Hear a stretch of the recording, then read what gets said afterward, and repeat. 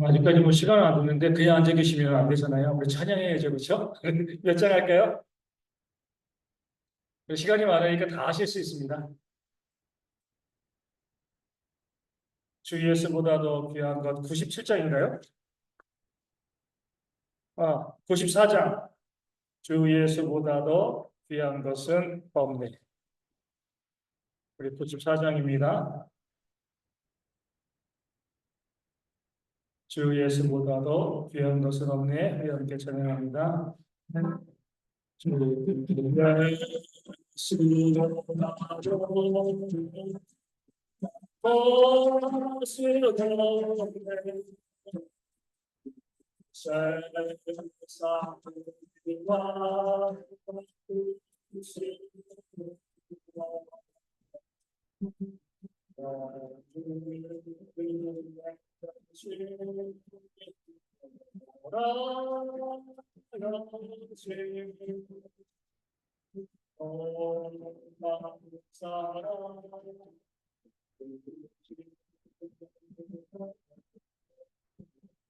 세상 주님과 바로 우리로 세상 자 어렵네 예수보다 더 것은 없네 예수가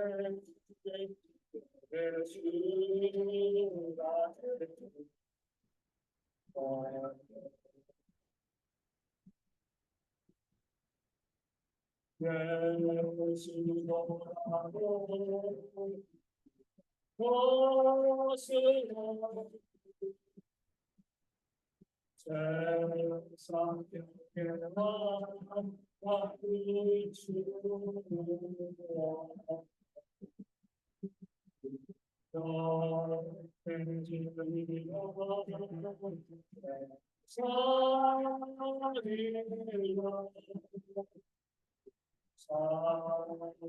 평행한 와의 주와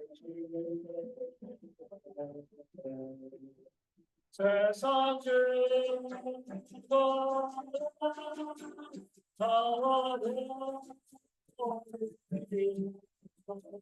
세상 자 어려운데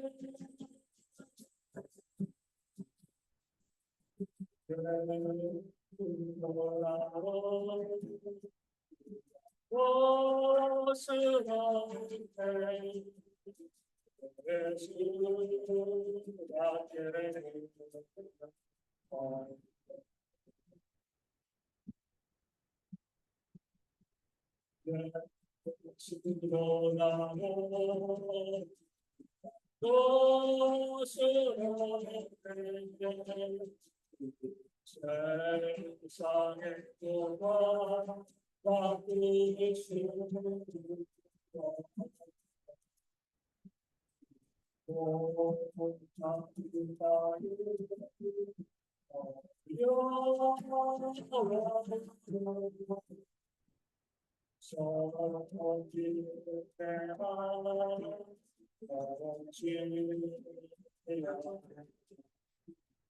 세상 주고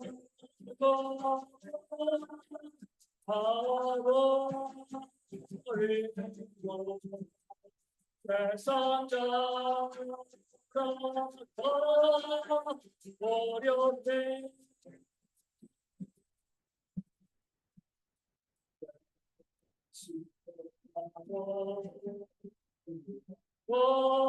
스럽게 예수가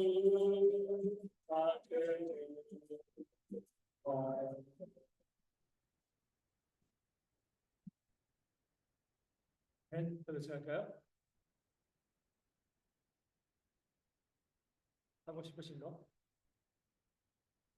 484장입니다. 그렇습니다. 484장. 네,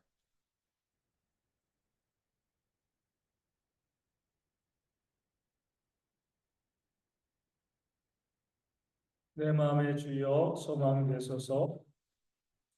484장 함께 찬송하겠습니다.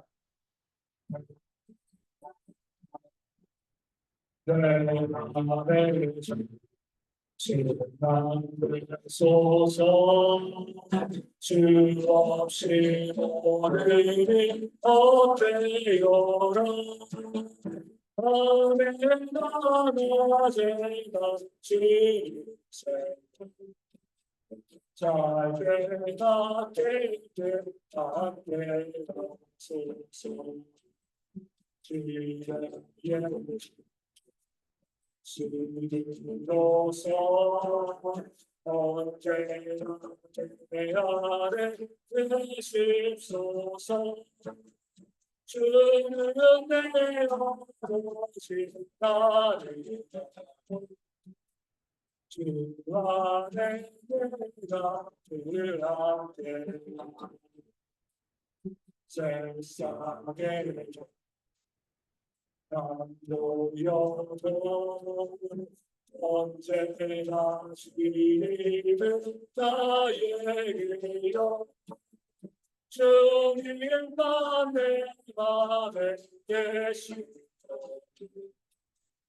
영원한 주님 자비하시고 영원한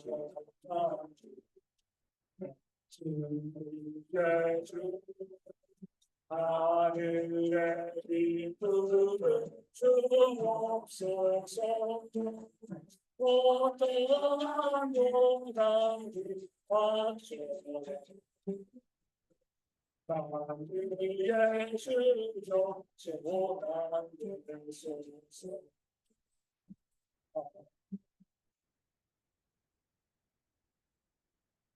고생할까요?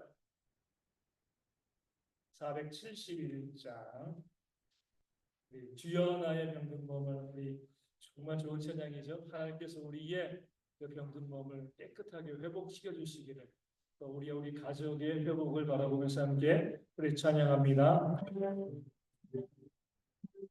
주여 나의 병든 지금 고쳐주소서. 고쳐주마 주여 하셨네. 다시 굳게 믿고 주님과 앞에 도와오리. 주여 두신 너를 주소서.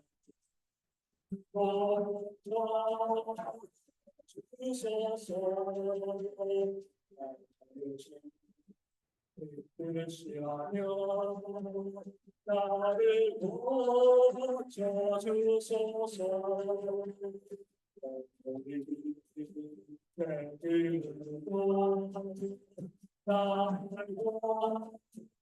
주소서.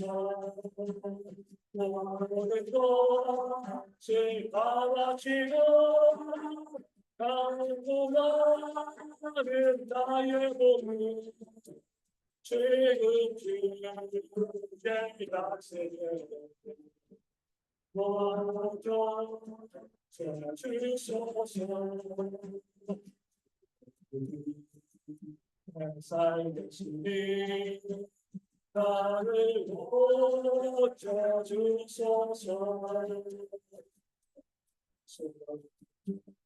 모든 것을 바라시는 것이니 성령이 영광이 와서 능력이 내 손을 펴서 나의 복을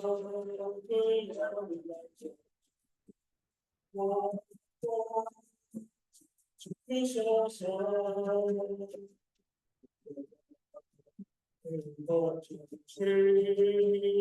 내가 이 싸웁니다.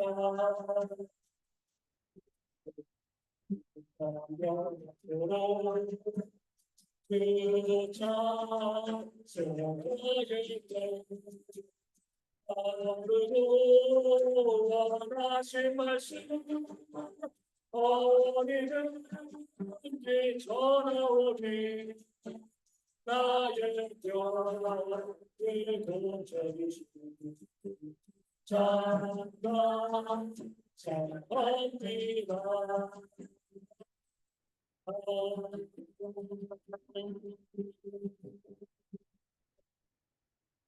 한 장더 진행하겠습니다. 몇 장 할까요? 384장. 휴가 가서 목소리를 지른 적이 없는데 목을 너무 안 써서 그런가 봐요. 저는 목을 써야 되는 이 사명이 있는데 목을 안 써서 그런지 약간 목이 좀 쉬었습니다. 이해해 주시고요. 나이가 길다가도록 384장 함께 찬송합니다. 나의 갈 길 다가도록 예수님 또하시니 내 집과 아직 시간이고 사는 자리 하늘이 또 하겠네 또 소리를 맡아주기 반사에 또 나리다 또 소리를 맡아주기 반사에 또 나리다 나의 그 바다로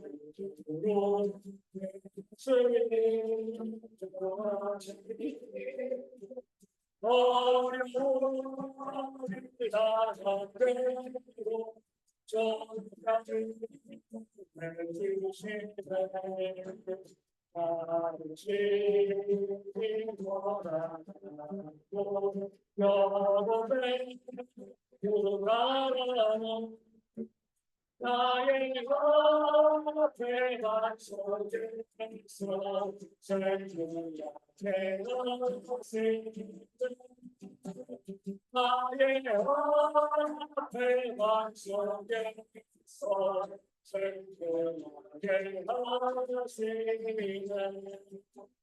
나의 잔길 나가주고 예수의 도하시니 은사로 지든지 나를 할 수 없도다 저녁가 나를 또 나를 나에게 영영 불을 나의 장소 대신 도와줬네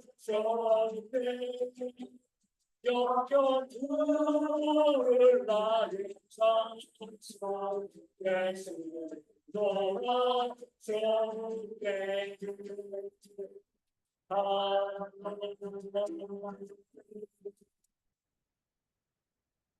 기도하겠습니다. 다른 거에 아버지 하나님 감사합니다. 우리 무더운 날씨 가운데도 성도들이 모여서 찬양하고 기도하고 우리 하나님의 은혜를 또 사모하게 하시니 주님 참으로 감사합니다. 우리 모든 성도들이 이 땅 가운데 살아가면서 우리의 힘과 능력, 우리의 지혜로 살아가는 것이 아니라 오직 하나님의 힘과 능력으로 살아감을 깨달아 알고요. 그 하나님께 온전히 나아가는 개혁의 모든 성도 되어줄 수 있도록 인도하여 주셔서 우리 말씀을 나누고자 합니다. 나누는 말씀이 우리의 심령을 움직이고 또 움직인 심령이 세상을 변화시켜 나가는 그런 귀한 역사가 있도록 인도하시고 함께하여 주시옵소서. 예수님의 이름으로 기도합니다. 아멘. 자son가 352장 십자가 분병들아.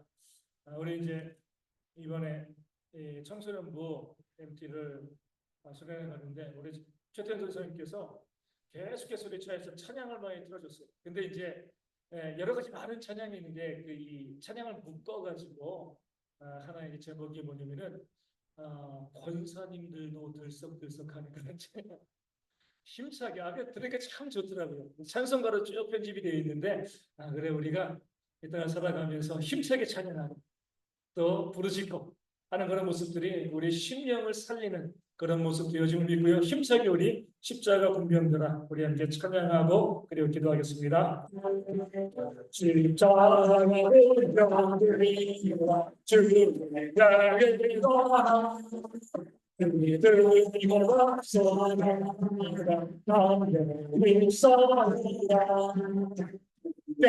소수가 영광을 돌아서 내 거리를 쌓기 깨어지는 십자가 군병들이라 주의 날개를 떠나 나팔 소리 들리고 나서 오라 지원이 원수라 주 따라가리라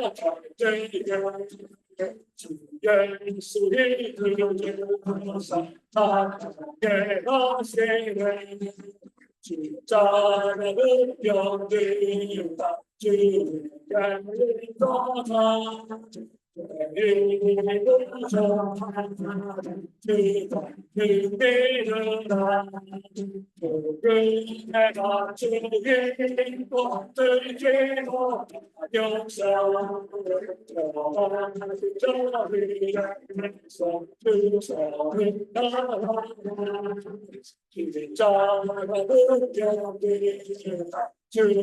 날개를 떠나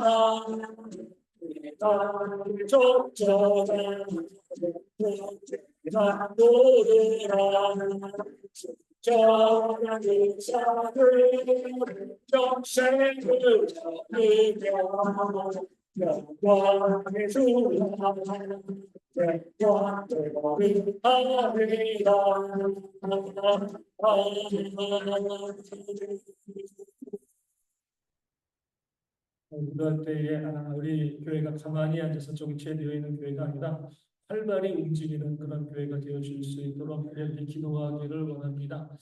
우리 이제 7월, 8월 우리 여름 사역이 이제 마무리되었는데 돌이켜 보면 그게 감사한 것 같아요. 우리 작은 교회가 선교를 갈 수 있다는 것이 감사하고요. 동구 우리 수련을 성경학교를 가고 우리 청소년부, 청년부 수련을 우리가 할 수 있다는 것. 어떻게 보면 저희보다 몇 배나 큰 교회에서도 주일학교 수련을 못하는 그런 이제 이 교회들이 참 많은데 우리 교회가 활발하게 움직이는 그런 역동성 있는 교회가 될 수 있도록 기도해 주시고요. 우리 실패하더라도 도전을 멈추지 않고 시도하는 일에 열심을 내는 그런 교회가 되어질 수 있어요. 젊은 교회 우리 30살이거든요. 젊은 교회입니다. 젊은 교회로 늘 도전하는 교회 될 수 있도록 기도해 주시고요. 이 나라 경제가 회복되어질 수 있도록 우리 성도들에게 필요한 물질들이 채워지며 소망하는 일들이 다 잘 진행되어질 수 있도록 또 교회 재정도 넉넉하게 채워질 수 있도록 기도해 주시고 육신의 질병과 사고로 아파하는 성도들이 속히 회복되어질 수 있도록 기도해 주시고요. 이 본격적인 더위 계속 열대인데 어르신들과 아니면 우리 있는 형제들이 건강하고 안전할 수 있도록 우리 함께 기도하도록 하겠습니다. 하나님 감사합니다. 저희를 이렇게 나와서 또 예배하며 찬양하며 기도하게 하시니 주님 참으로 감사합니다. 아버지 그렇습니다. 저희가 저를 부르시고 기도하고 간구할 때 우리 가운데 역사하신 아버지 하나님의 놀라운 일들이 저희 모두 가운데 온전히 보여줄 수 있도록 인도하여 주시고요. 우리 대형교회로 가만히 앉아서 좀 움츠러드는 그런 교회가 아니라 또 도전하고요. 또 도전할 수 있는 그런 교회가 되어질 수 있도록 인도하시고 함께해 주실 줄로 주를 믿습니다. 우리가 감당해야 될 많은 사역들이 저희 가운데 있습니다. 그런 사역 가운데 함께 하시고 인도해서 우리 모든 영의 성도들이 가운데 모든 길 걸어가는 그런 모습 가운데 새로운 일 가운데 도전해 나가며 우리 주의 앞에서 교회가 젊은 우리 30대의 젊은 길로서 마땅히 감당해야 될 모든 사역들을 계속 감당해 나갈 수 있는 그런 저희가 되어질 수 있도록 하나님 인도하시고 함께 해주실 줄로 주여 믿습니다. 가만히 있으면서 움츠러들며 그런 모습 가운데 우리가 무너져 내리는 것이 아니라 더욱더 우리가 도전하며 견고하게 나가는 그런 삶의 역사 우리 모든 성도 우리 신명 가운데 모질 수 있도록 하나님 인도하시고 저를 함께 해주실 줄로 주여 주여 미시라는 마음만 가지고 기도하며 간구하며 주는 저희가 되어 주시도록 아버지 인도하시 아버지 함께 해주시어 주로 지을고요. 좀더 많은 세월 감당해 나가며 주여실 길을 준비하고 예배는 어려운 교회가 저희 교회가 되어 주시도록 아버지 인도하시고 아버지 함께 해주시어 주로 주여 믿습니다. 아버지 시간 기억이랍니다. 아버지 인도하시면 우리 역사하여 주시되 아버지 내용교회가 여러 가지 많은 세월 가운데 우리 주일학교 세월교 승리와 전도의 세월교 여기가 무시하고요. 또 여러 가지 많은 행사들 일 가운데 헌신하고 도전하며 나가는 저희가 되어 주시도록 아버지 인도하시 아버지 함께 해주시어 주로 주시고요. 그럴 때 무엇인 줄 나눠볼까 은혜의 심령들이 모든 성령을 충만하게 보여주시도록 하나님 인도하시 아버지 함께 해주시어 주로 주여 믿습니다. 아버지 신도 지역이랍니다. 아버지 인도하시 분들 역사하여 주시되 저희의 영원한 성령을 기도하고 부르짖고는 그 심령과 그 쌀을 불러주세요.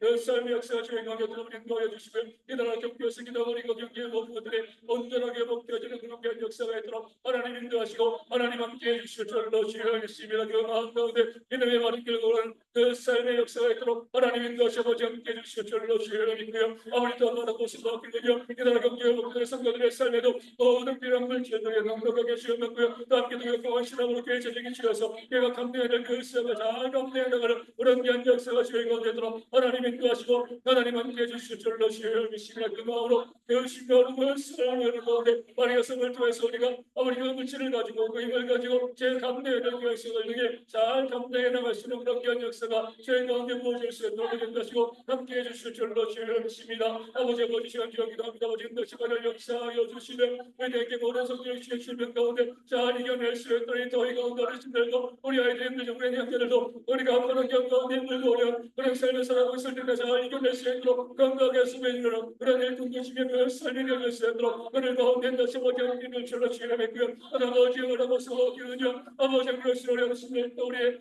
성도들 가운데 실명 어림들하고 아무로 인해서 우리의 수명으로 그런 실명들 많은 성도들이 여기 가운데 있었는데 그 모든 것 가운데 목표들은 그런 견해를 경험할 수 있는 주의 백성들 되어 주실 수 있도록 원하시고 아버지 함께 해주실 줄로 주여 믿습니다. 그 마음 가운데 믿는 가운데 빠르게 살아온 그 삶의 역사가 저희 가운데 충만하게 부어질 수 있도록 하나님 인도하시 아버지 함께 해주시는 그 건강한 모습을 가지고 저희 가운데 헌신하고 수고하고 믿는 가운데 바른 길을 걸어가는 그 삶의 역사가 저희 가운데 부어질 수 있도록 하나님 인도하시고 하나님 함께 해주실 줄로 주여 믿습니다. 건강으로 헌신하고 수고함으로 믿는 가운데 바른 길을 걸어 그 삶의 역사가 저희 가운데 있도록 아버지 인도하시고 아버지 함께 해주실 줄로 주여 믿습니다.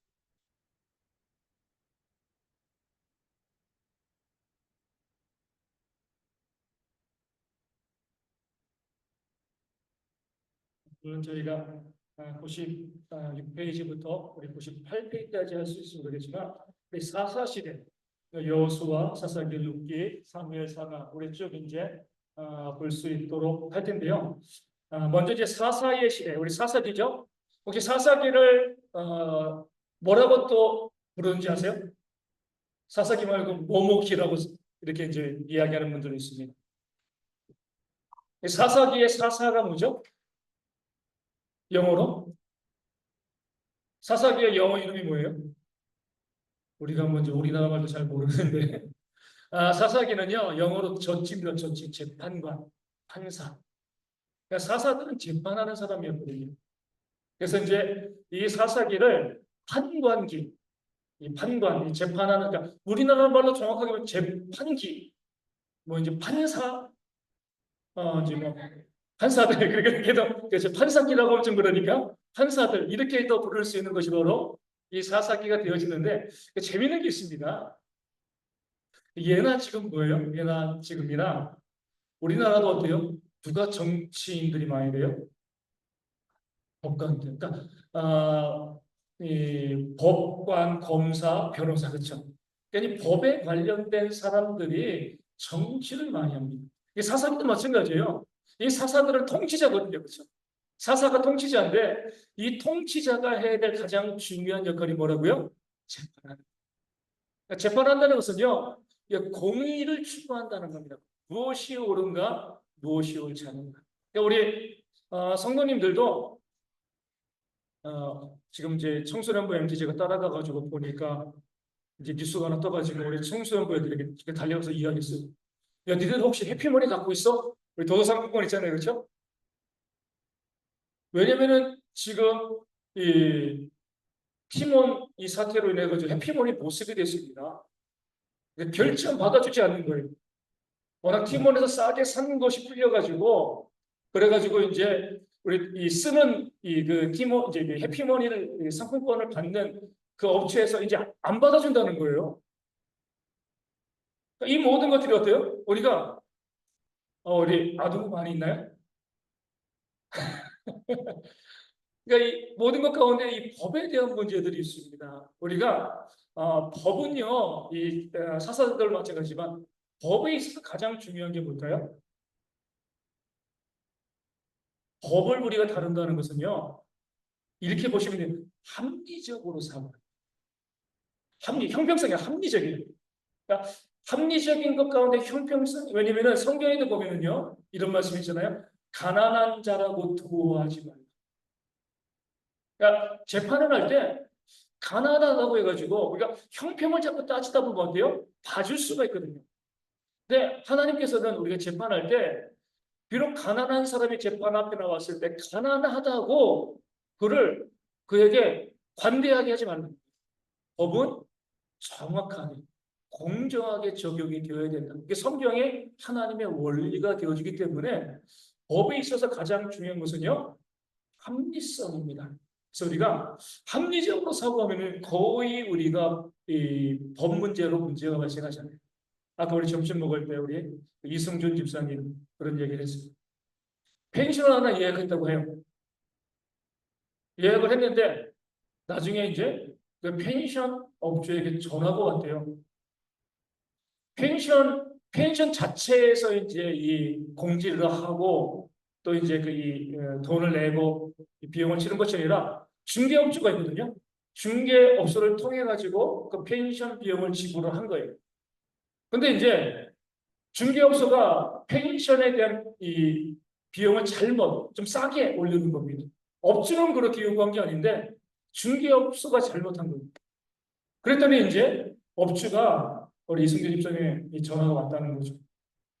아니 그렇게 싼 가격이 아닌데 많이 싼 건 아니지만 어쨌든 그 가격이 아닌데 그 중개업소가 금액을 좀 낮춰가 이제 잘못 적어가지고 좀 싸게 됐다.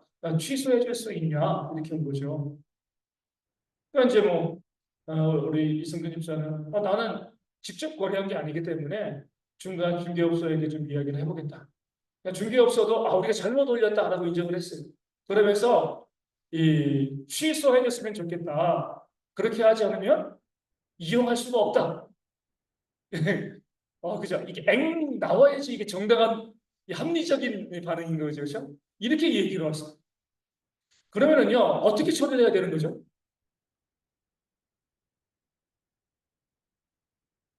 지금 펜션을 예약한 사람이랑 펜션 업주랑 잘못이 있나요, 없나요? 없어요. 그렇죠? 누가 잘못된 거죠? 중개업소에서 그 가격 아닌 다른 가격을 자기들이 올려놔서 잘못을 한 거잖아요, 그렇죠? 그런데 중개업소에서 자기들이 손해보기 싫으니까 거기에 대해 가지고 취소해라. 취소하지 않으면 이용하지 못할 수 있다. 그래서 우리 이승준 집사님이 열심히 법을 또 찾아보고 연구를 하고 이런 경우에는 어때요? 당연히 중개업소에서 잘못 올렸기 때문에 자기들이 손해를 보는 게 맞아요. 그럼에도 불구하고 사람들이 그 중개업소에서 아주 나쁜 말 한 거죠. 취소하지 않으면은 그 펜션을 이용하지 못할 수 있습니다. 협박이죠, 그렇죠? 네. 법으로 걸고 넘어지면은요 과징금 받습니다. 근데 우리는 그런 얘기 들으면 어때요?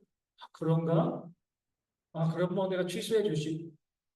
이렇게 하다 보면은 우리가 이제 그 사람들이 잘못했음에도 불구하고 잘못이 그냥 묻히는 거죠, 그렇죠? 합리적으로 생각하 나는 정당한 제시된 가격을 지불했다. 예전에 그런 경우도 있었잖아요. 인터넷으로 이제 어떤 물건을 파는데 직원이 너무나 싼 가격으로 그것을 올려놔요. 그럼 어떻게 해요? 사람들이 사잖아요. 그런 거래가 성사된 거예요. 그 직원이 잘못한 것이고 그래도 그 회사 문제인 것이지. 그래서 산 사람이 잘못이 아니잖아요. 그래서 얼마 전에도 지금 뭐 금리 때문에 지역의 어떤 이뭐 금고인가요? 어떤 이제 금융업체에서 농협인가 어디서 되게 이자율을 높여가지고 그래가지고 이제 이 상품을 팔았는데 한도를 그러니까 몇 명 정해놓지 않으니까 전국에서 수없이 많은 사람들이 그 상품을 가입을 한 거예요. 이자를 줘야 되는데 그 금융업체의 1년 순이익보다 훨씬 더 많은 이자를 지불해야 되는 거죠. 그러니까 금융업체에서 어떻게 되는 거죠?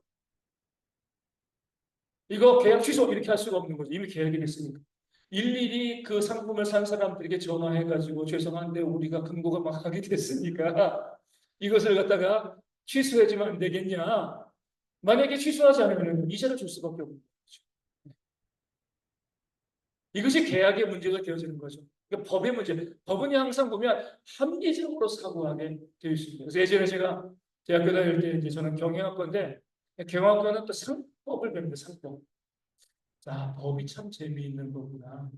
제가 몇 번 말씀드린 것 같아요. 그래서 우리가 그렇게 쭉 가잖아요. 요즘은 거의 목욕탕을 잘 안 가니까 목욕탕을 딱 가게 되어지면 이 카운터에 뭐라고 써놨어요? 또 이제 라카에도 귀중품 현금은 카운터에 맡기십시오.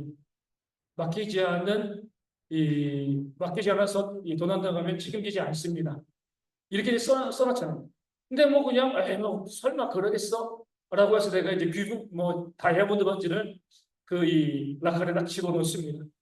도둑이 들어서 훔쳐갔어요. 그럼 보상받을 수 있나요? 없나요? 있습니다. 보상받을 수 있어요. 이게 법의 합리성이에요.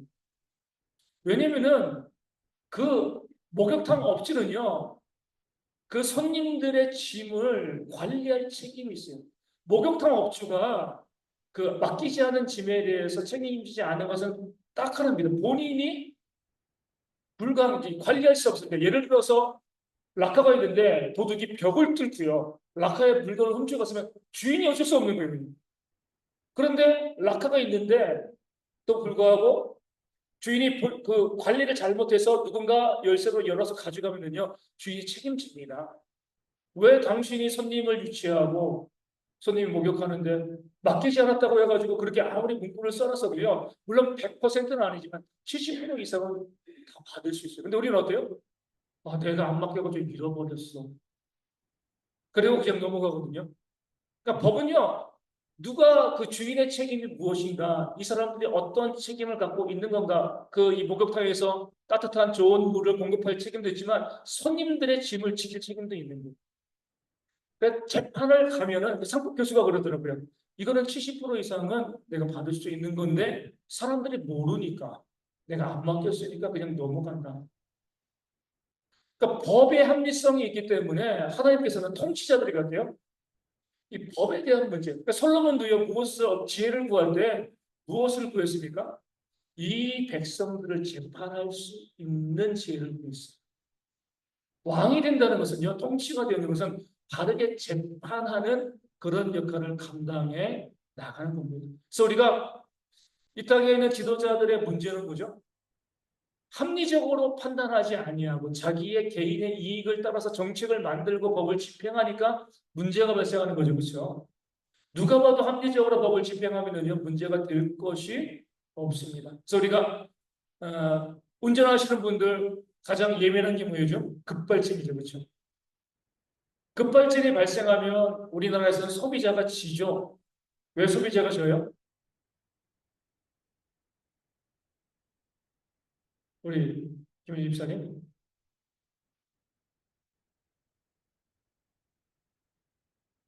그러니까 입증 책임이죠. 입증 책임이 누구가 있어요? 우리나라 소비자에게 입증 책임이 있습니다. 뭐냐면은 급발진이 발생했다고 주장을 하면 그것이 급발진인지 내가 증명을 해내야 돼요. 연구소에 뭐 의뢰하고 뭐하고 돈이 얼마나 많이 들어요. 그런데 이것을 법을 바꿔가지고 급발진에 대한 입증 책임을 회사에 두는 겁니다. 그럼 회사는 가장 먼저 모를까요? 발쪽에 블랙박스 다 알고 요 자기들이.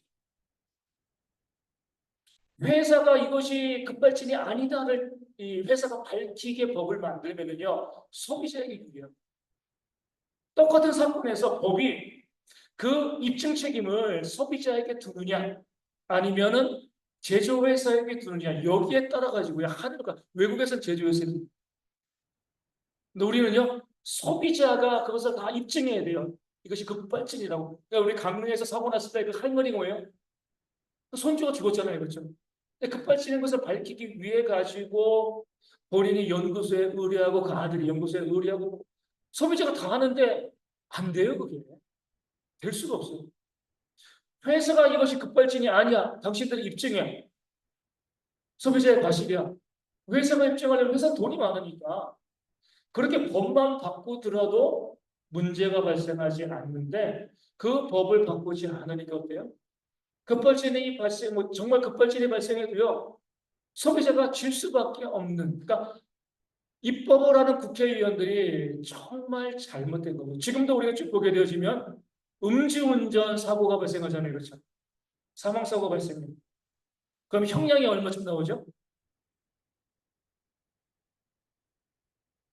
뭐 천차만별이지만 한 3년 정도 나옵니다. 그렇죠?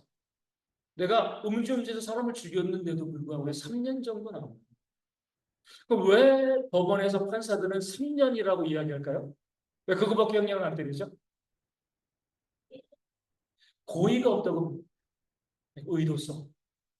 그러니까 내가 사람을 쳐 죽이기 위해 가지고 음주운전을 한 것이 아니라 그냥 술 마시고 운전을 했는데 내가 실수해가지고 사람을 죽였다는 거예요.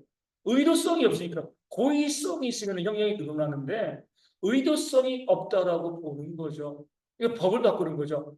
음주운전은 사고나 사고의 의도성을 충분히 갖고 있다. 이렇게 해버리면 사람들이 그 형량이 높아지는 거거든요.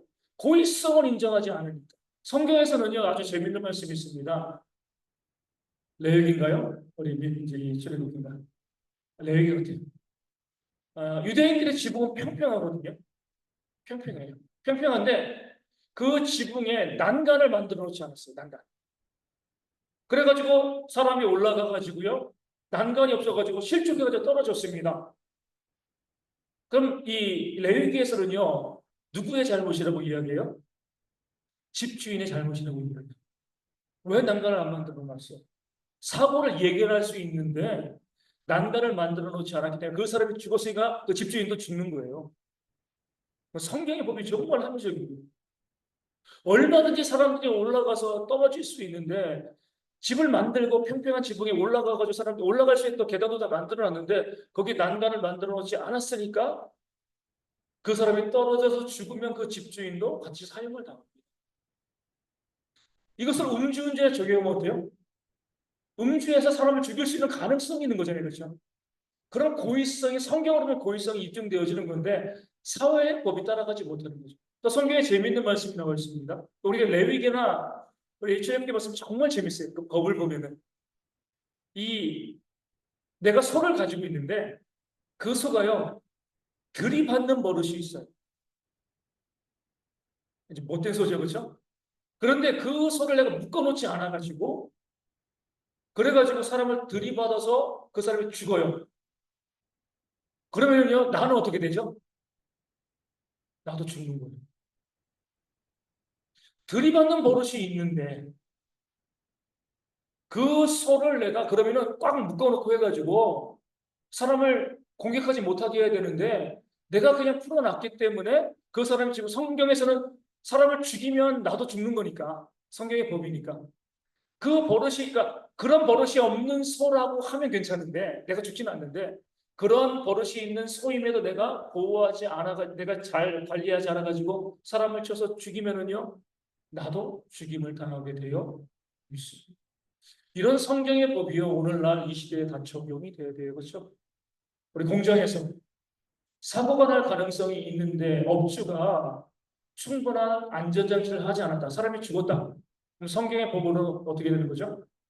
그 회사 사장이 죽는 거예요. 사형이 돼서. 내가 죽는다라고 하면요. 내가 안전장치를 하지 않아가지고 내가 죽을 수 있다 그러면 안 하겠습니까? 그거를. 그렇게 사람이 죽어도요. 이래저래 다 뭐 집행유예로 빠져나고 벌금 내고 끝나니까 그 벌금이 싸니까 안전장치를 안 하는 거죠. 합리적이지 않은 거예요. 그렇죠? 앞으로 이런 일들을 통해서 어떤 일이 발생할 가능성이 있다. 그것을 바라보면서 조치하는 것이 성경의 법이고 그것이 바로 사사들이 할 얘기예요. 사사들이. 백성들의 안전,治安을 지키는 거죠. 그래서 그런 올바른 재판관, 판사들이 나라에 세워지기 시작을 하면은요, 나라가 어때요? 그러니까 법이 엉망이 되어지니까 나라도 엉망이 되어진다. 이것을요, 사사기가 그대로 우리 가운데 보여주고 있는. 그래서 사사기에는요, 가장 중요한 표현이 뭐예요? 자기 소결에 오른 대로 행하였다는 거죠. 법이 집행이, 그러니까 사사들이 있음에도 불구하고요, 법이 집행이 안 되니까 그 시대가 엉망이 되어지는 거죠. 그래서 우리 또한 이 시대 보면서 많은 정치인들이 또 국회의원들, 뭐 심지어 대통령까지 되어 있잖아요. 그들이 올바르고 공정한 판단을 하는 그런 모습이 있을 수 있도록, 또 국회의원들은요 법을 잘 만들고, 또 이 재판관들은 법을 잘 이제 시행하는 거죠. 집행하는 그런 모습들이 있어서 더 이상 억울한 일들이 발생하지 않아야지 사회가 질서 있게 되어집니다. 그래서 우리가 법치주의 국가이기 때문에 성경도 마찬가지, 성경은 법치주의를 이야기합니다. 그러니까 사사기의 말씀을 통하여서 법이 얼마나 중요한가, 그 법대로 살아가는 것이 얼마나 국민들에게 유익한가, 이것을 성경은 우리 가운데 보여주는 거죠. 물론 성경의 법은 뭐예요? 하나님의 말씀이죠. 세상의 법도 잘 지키고 잘 적용하고 우리 가운데 유익한 것처럼 우리 신앙인들에서도요, 하나님의 말씀을 잘 지키고 잘 지켜나가게 되면 우리의 삶에 하나님께서 주신 유익이 있다. 이 사실을요, 사사기가 우리 가운데 보여주고 있습니다. 또한 우리가 사사기에서 우리 보여주는 것은요, 기득권의 폐해입니다. 어떤 것 같아요? 얼마 전에 어떤 정치인이 우리가 이제 100년 정당이 되어진다. 어떨 것 같아요? 나라가 망하는 겁니다. 그렇죠? 예. 그렇게 되어지면 반드시 고인물은 부패할 수밖에 없습니다. 신호도 정권이 어때요? 왔다 갔다 왔다 갔다. 근데 사사기에는 이 기득권자들이 계속 기득권을 유지하고 그것으로 인하여서 얼마나 큰 피해가 발생했는가, 이것을 사사기는 우리 가운데 보여주고 있습니다. 이스라엘은 모두 몇 지파죠? 12지파. 실제적으로 몇 지파예요? 네? 12지파인데 실제적으로는 몇 지파예요? 13지파죠. 왜냐면은 요셉의 아들 므낫세와 에브라임을 야곱이야 너희는 내 아들처럼, 손주인데 요셉이 애굽의 총리가 되어지니까 내 아들처럼 한 몫씩, 한 지파씩, 13지파가 된 겁니다. 그러니까 요셉 족속이요, 에브라임 지파와 므낫세 지파가 되었기 때문에, 그리고 나중에 레위 족속이 땅 분배에서 빠졌기 때문에 12지파가 되어지는 건데, 어찌되었건 실질적으로 13지파인 거죠. 이 13지파 중에서 우리 그 야곱의 첫 번째 아내가 누구예요? 레아죠. 레아가 아들을 몇 명 낳았어요? 6명 낳았습니다. 6명. 그리고 라헬이 둘. 누구죠? 요셉과 베냐민. 그리고 빌하가 둘, 실바가 둘. 제가 이름 다 외웠는데 다 까먹었어요. 알겠지? 뭐냐면 이제 누구의 자식인지, 뭐 일단은 뭐죠? 루벨. 둘째가 누구죠? 셋째가 레위, 유다까지는 제가 예. 12명의 아들 중에서 레아가 6명을 낳고요. 요셉이 둘, 이제 라헬이 둘, 그리고 첩들이 둘, 모두 12명의 자녀를 낳았습니다. 근데 이제 이제 이 라헬의 자식 요셉은요, 세 지파가 되어진 거죠.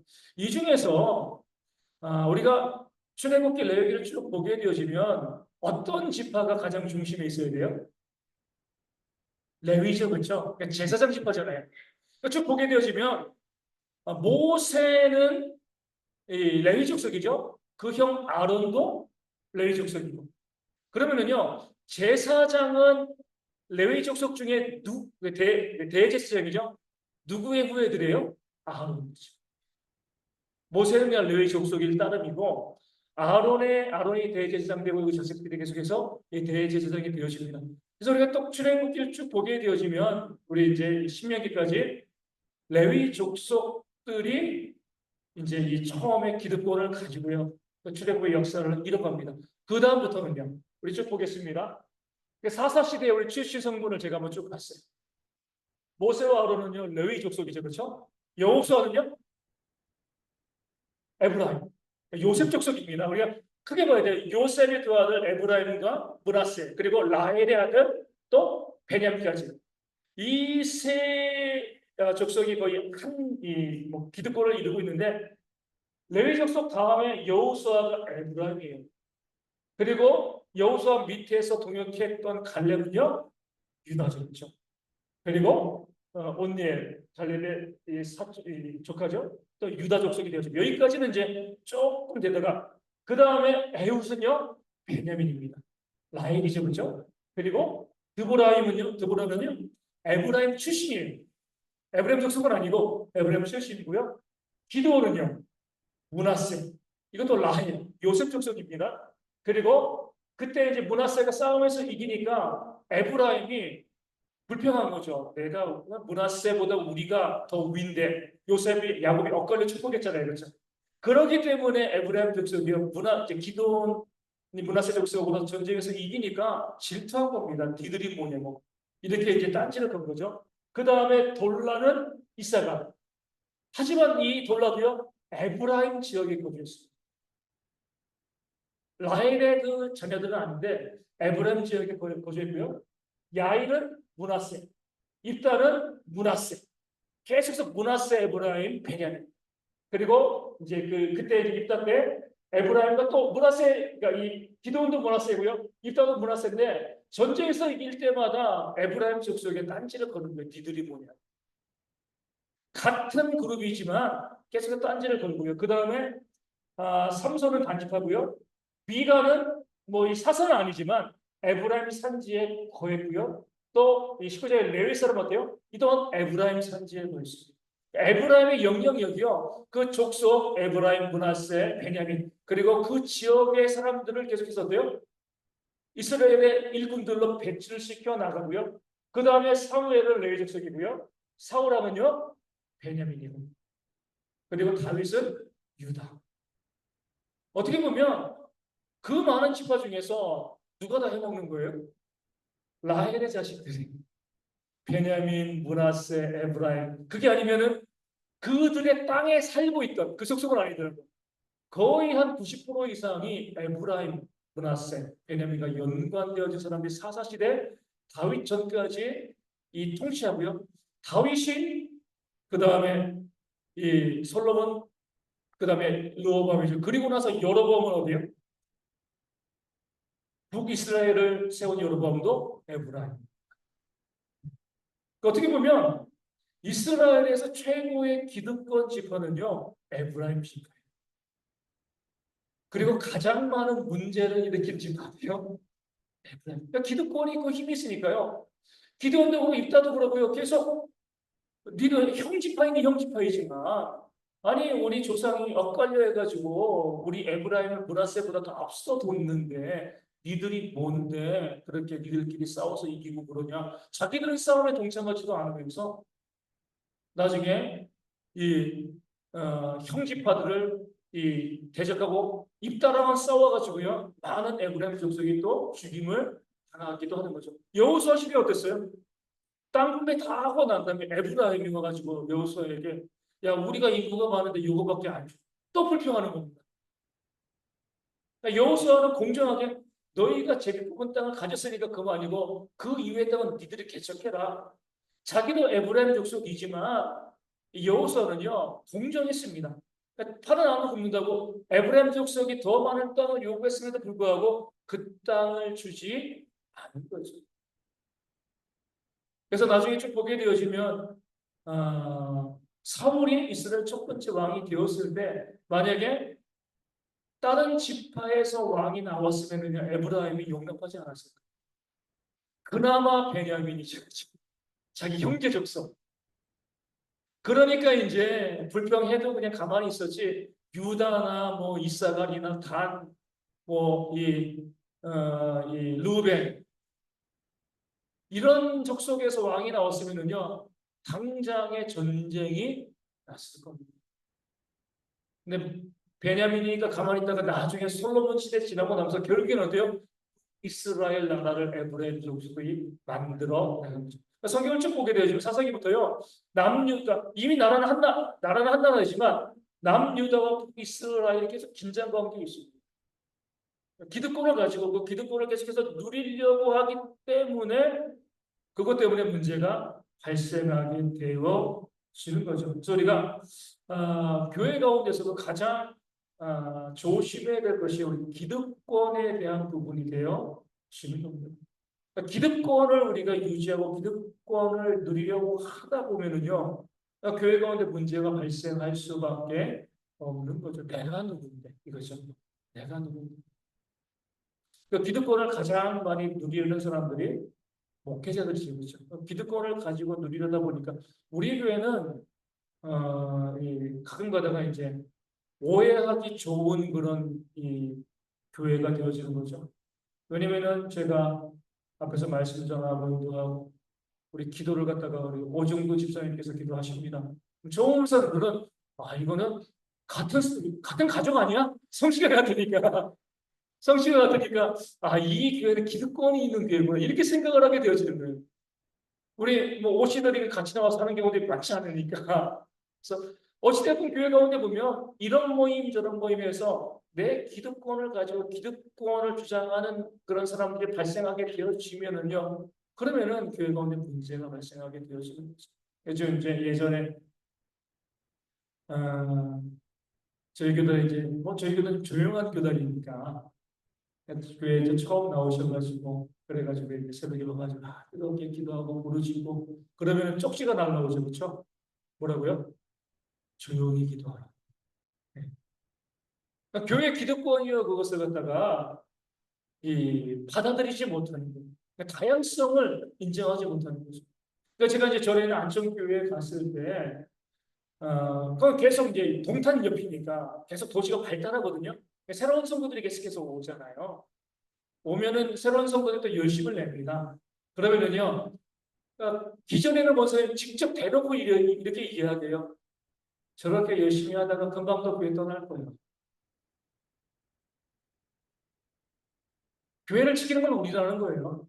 그러니까 이제 새로운 성도들이 교회에 와서 적응하는 것을요, 못마땅하게 생각합니다. 그들이 열심히 하는 것을요, 못마땅하게 생각하면 내가 기득권자인데, 자꾸 교회가 돼요? 내치는 교회가 되어지는 거죠. 그렇게 되어지면 교회가 온전히 세워질 수가 없습니다.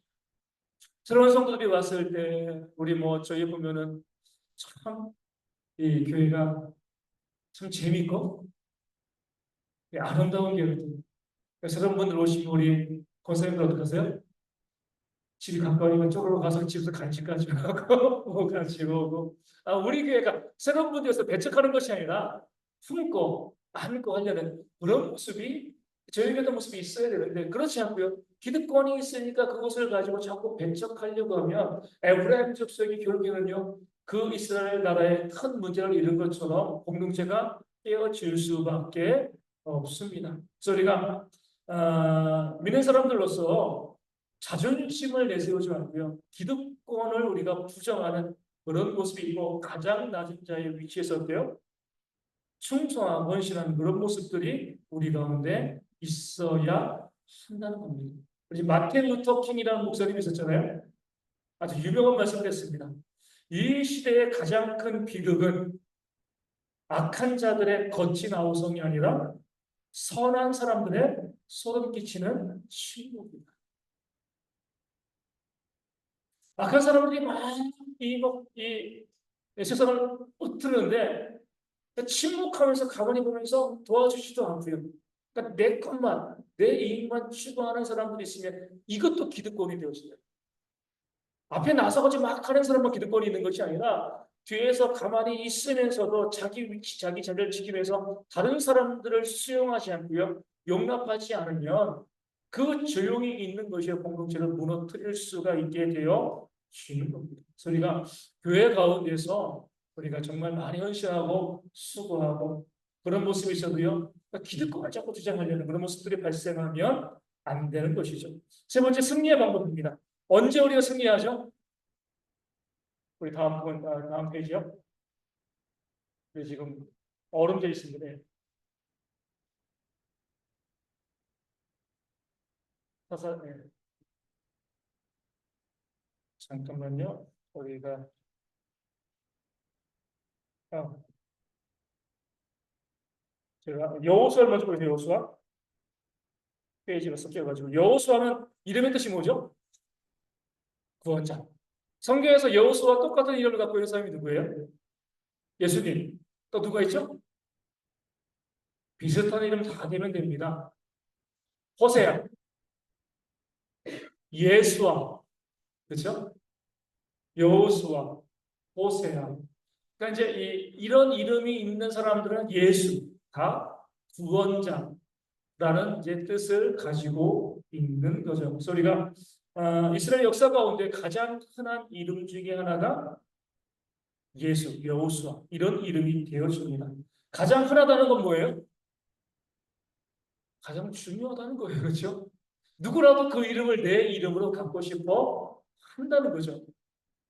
그런데 문제는 흔하기 때문에 별로 그 가치를 인정받지 못하는 경우들이 많이 있습니다. 우리 공기처럼 독특한 것이 아니라 중요한 것을 바라볼 수 있는 안목들이 교회 가운데 있어요.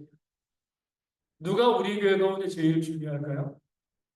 함께 예배는 모든 성도들이 다 중요한 겁니다. 특출나게 헌신하고 수고하는 일꾼들은 물론 중요하겠지만 그렇게 가만히 앉아서 함께 예배하고 함께 협력하고 기도하는 그런 성도들이 얼마나 중요한 것인가 이것을 바라볼 수 있는 그런 모습이 있어야 되고요. 승리의 방법을 보겠습니다. 우리 언제 이길 수가 있죠? 우리 여호수아 사상에 보면 네? 언제요? 기도할 때. 기도한다는 게 뭐예요? 오늘 아침에도 얘기한 것처럼 하나님 의지하는 하나님 찾는 것 하나님과 함께하는 것. 우리 여호수아 1장에 뭐라고 나와 있습니까? 자로나 우로나 치우치지 말고 하나님 말씀 가운데 순종하라. 하나님 의지하고 하나님만 바라보라는 거죠. 그렇게 할 때 중요한 것이 바로 기도, 또 겸손. 그러니까 기도가 곧 겸손이기 때문에 그렇습니다. 기도하는 자는요, 순종하게 되어집니다. 순종이 참 어려운데요.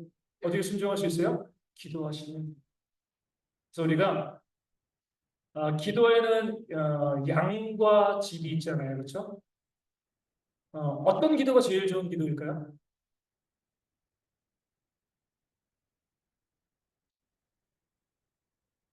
양과 질, 어느 정도 하면 딱 몇 대 몇 하면 좋을까요? 양과 질. 양이 80, 질이 20. 다른 분들 50, 50. 그리고 정답은요, 지난번 말씀드린 것처럼 양 100, 질 100입니다. 네. 네. 둘 다 무시할 수 없어요. 그렇죠. 뭐 50, 50도 좋은데 그렇게 되면 이제 이 분량이 줄어드니까 이런 분들 있잖아요. 양을 많이 강조하는 분들 있어요. 질은 중요하지 않아. 많이 기도하면 돼. 누가 그랬습니까? 바리새인 중언부언했죠. 성경 중언부언. 근데 정반대 이런 분들이 있어요. 질이 중요하지. 양이 뭐가 중요해? 그러면서 어때요? 난 진심으로 기도하는데 30초, 1분. 질이죠. 1분 동안 아주 질 높게 이제 내가 이제 이 수준 높게 기도한다. 이렇게 이제 말씀하시는 분들 누가 많아요? 신학생들입니다. 신학생들은요, 양을 별로 중요하게 질이 중요한 거야. 질을 높여야지. 짧은 시간 기도하는데, 제가 이제 이렇게 이야기하죠. 내가 배가 고픈데, 1등급, 어, 1 플러스 플러스인가요? 소고기 등급? 예, 2 플러스. 이 한우 20g이라. 배고픈데, 최고급 한우 20g이라. 그냥 보통 미국소 1kg나. 어떤 거 먹겠습니까? 나 그래도 질이야. 우리가 질을 따질 때 뭐냐면 제일 좋은 건 뭐예요? 그 제일 좋은 한우를 1kg 먹는 거잖아요. 그렇죠? 우리가 질과 양을 따로 떨어뜨려 생각하시면 자꾸 하다 보면 질이 중요해 그럼 양을 소홀하게 생각을 하고요. 양이 중요하면 질을 소홀하게 생각합니다. 근데 성경에서 기도는요, 질도 중요하고요, 양도 중요해요. 그런데 그게 쉽지가 않아요. 그러니까 그게 우리의 뭐랄까요, 이상향이 되는데, 극단적으로 어떤 분들은 근데 그 양을 많이 드리는데도 바리새인처럼 중언부언하는 경우도 있어요. 뭐랄까요, 이제 그 기도할 때 오늘 아침에도 얘기한 것처럼 다른 사람들에게 보여주기 위한 기도가 그럴 수가 있는 거죠. 그렇죠? 40일 금식 기도한다. 40일 동안 뭐만 하는 거예요? 금식만 해요. 기도는 안 하고. 실제로 40일 금식 기도인데 밥만 굶어요. 그러면 금식 기도했어. 그럼 기도인가요? 그게 아니죠. 저희가 이제 고난주간에 이야기하지만 고난주간 금식합시다 하면 금식만 하는 게 아니라 그 시간에 뭐 해야 되는 거예요? 기도를 해야죠. 그렇죠? 우리는 금식만 하면 끝. 기도 안 해도 그리스도의 고난에 동참했어. 이게 아니라 그 시간, 밥 먹는 시간 30분이면 그 30분 기도하는 거죠. 그렇죠? 이게 진짜인데, 양에 대한 부분에 대해서 사람들이 자랑하기 좋아하는 분들은요, 그냥 시간만 채우는 거예요. 그런데 내용은 없는 거죠. 어떤 사람은 질적으로 열심히 기도하고, 그런데 양이 없어요. 이것도 기도가 아니에요. 정말 좋은 기도는요, 양도 늘고, 질도 늘고, 하나님께 온전히 기도하면서 충분히 기도하는 그런 모습들. 그러니까 저도 보면은 목회자이니까 어떻게 복된 것 같아요. 왜냐면 오늘 아침에 말씀드린 것처럼 수시로 기도해달라고 부탁해요. 기도 안 할 수 없잖아요. 그렇죠? 기도하기 싫어도 목사님 이런 문제 있습니다. 뭐 저희 교회뿐만 아니라 다른 교회에서도 이렇게 기도 부탁을 하니까 기도를 할 수밖에 없는데 결국엔 제게 복된 거예요. 시간을 내고 하는 게 힘들지만 기도할 때 하나님께서 기도하는 자에게도 주신 복이 크거든요. 그래서 우리 성도님들이 기도의 양을 늘리시는 것, 그러면서 질도 함께 늘리시는 그런 모습들도 우리 가운데 있어야 될 줄로 믿습니다. 우리 예전에 그런 책이 있었죠. 하루에 8시간 기도하는 분. 8시간 기도하실 수 있나요? 힘들죠, 그렇죠? 뭐 시간이 좀 나면 8시간 기도할 수 있을 텐데. 근데 그분은요, 그냥 이제 퇴직한 분이 아니라 정부 고위 관료였습니다. 딱 하루를 3으로 나눠요. 8시간 일하고, 8시간 자고, 8시간 기도하고. 인생 간단하죠, 그죠? 83에 24잖아요, 그죠? 8시간 자고, 8시간 일하고, 공무원이니까 8시간 기도하는 거예요. 사람들이, 아니, 우리 똑같은 질문이죠. 그렇게 바쁜데 어떻게 기도하는 시간을 내요? 그럼 우리 답은 뭐예요? 너무 바쁘니까 기도합니다. 왜냐면은 바쁘다는 것은 내 힘으로 컨트롤할 수 없는 일들이 발생한다는 거예요. 그러니까 안 바빠서 기도하는 것이 아니라 너무 바쁘기 때문에 내 힘으로 할 수 없기 때문에 내가 기도합니다. 책까지 나왔습니다, 그분. 근데 우리가 그렇게까지는 못한다 할지라도 내 삶에서 내 힘으로 우리가 컨트롤할 수 없는 일들이 너무 많이 있잖아요. 그렇죠? 오늘 아침에 제가 소개해드린 그 자매처럼 갑자기 젊은 남편이 심장마비로 의식을 잃고요. 뭐 하겠습니까? 병원에 맡기고 그냥 가만히 있을 때 기도하는 거죠. 이 자매가 정말 지혜로운 자매이거든요. 얼마나 많은 사람에게 그 문자를 보냈겠어요. 기도해달라고. 저에게도 20년 만에 문자 보내가지고 기도해달라고 합니다. 급하니까, 중요하니까. 그런 기도를 우리가 가지고, 기도의 제목을 가지고요. 우리가 열심히 기도할 때 하나님의 뜻에 맞춰서 기도하되 간절히 기도하셔야 되는 거죠. 아무리 하나님의 뜻에 맞춰 기도해도 간절함이 없으면 그 기도는 응답받지 못합니다. 아무리 간절해도요, 하나님의 뜻이 아니라면 응답받지 못하는 거죠. 그러니까 기도는요, 어느 한쪽만 할 수 없어요. 양도 질도 있어야 되는 하나님의 뜻에 맞춰가지고 간절하게 우리가 기도하는 그런 모습들 우리 가운데 있을 때 우리의 삶이 하나님께서 승리, 그런 역사들이 있게 되죠. 제가 이제 재미있는 걸 읽었어요. 무당들 있잖아요. 그렇죠? 무당. 무당들이 기도에 힘쓴대요. 그래서 왜 무당들이 기도에 힘쓰나? 왜 무당들이 기도에 힘쓸까요? 그 이제 우리 하나님은 아니죠. 자기들이 무당이 섬기는 귀신이잖아요, 그렇죠? 그 귀신에게 그러니까 무당들이 보면은 우리 뭐 이 그런 건 아니지만은 이 명승지 바닷가 같은 데 촛불 켜놓고 막 이제 기도하고 막 그러잖아요, 그렇죠? 쟤네들은 뭐 저런 기도 뭐하러 기도를 하지? 근데 얼마 전에 무당이 나와가지고 무당들은 정말 기도에 힘쓴다 이렇게 이야기하더라고요. 왜 기도에 힘쓰냐 물어봤어.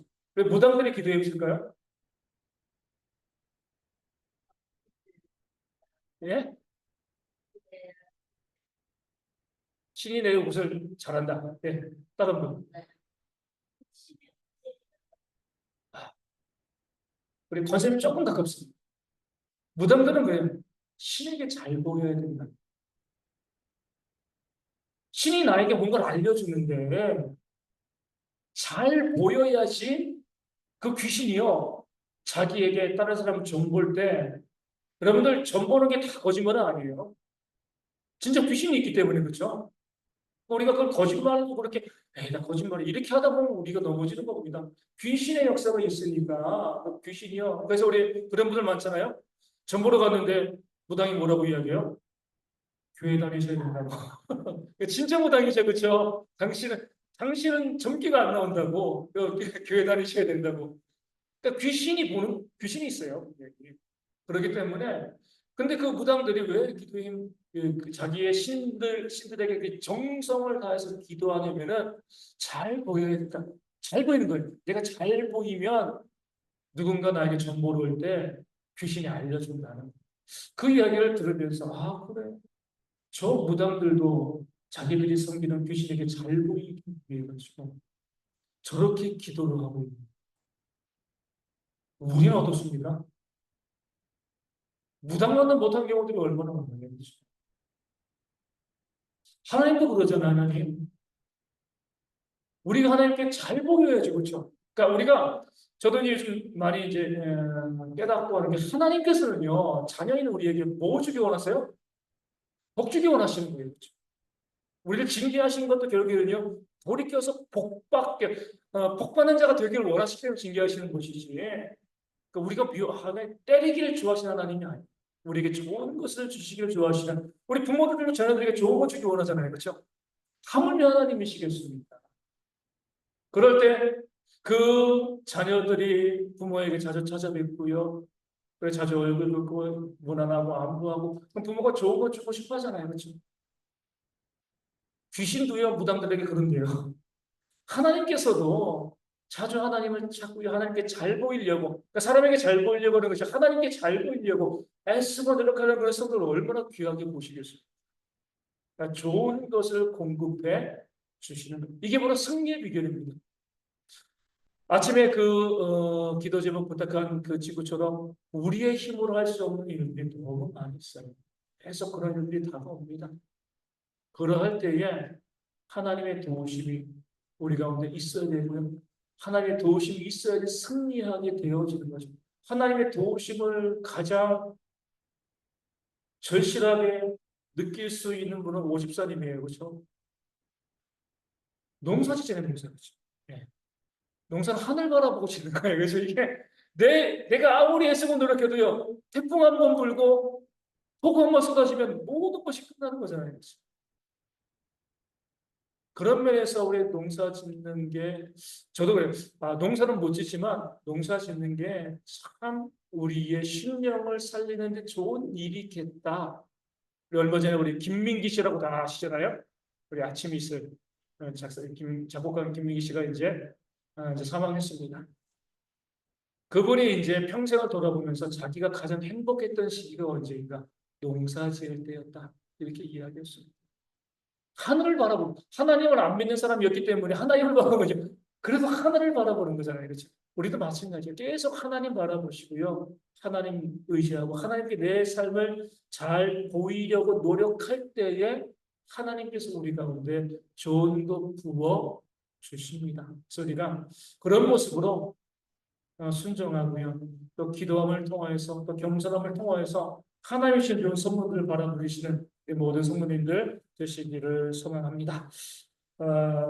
저주가 384장 앞에 했지만 또 합니다. 384장 함께 찬송하도록 하겠습니다.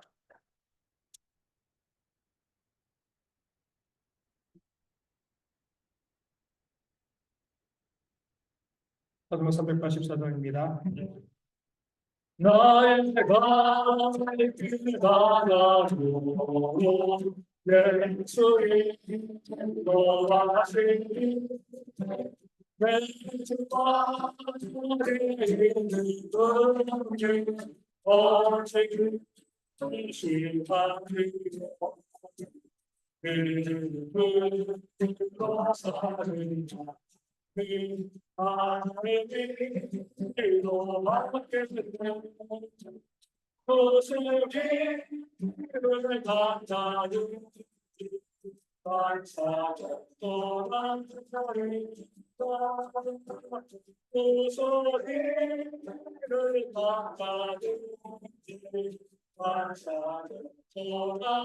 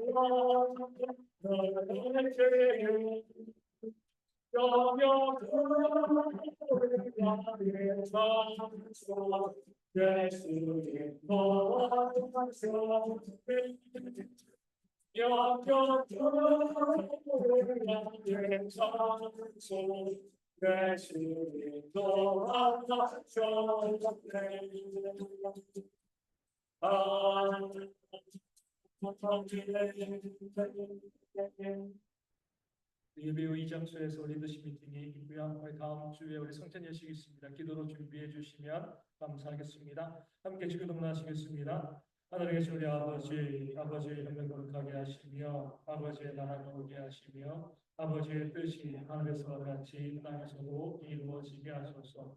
오늘 우리에게 일용할 양식을 주시고 우리가 우리에게 잘못한 사람을 용서하여 준 것 같이 우리 죄를 용서하여 주시고 우리를 시험에 빠지지 않게 하시고 악에서 구하소서. 나라와 권능과 영광이 영원히 아버지의 것입니다. 아멘.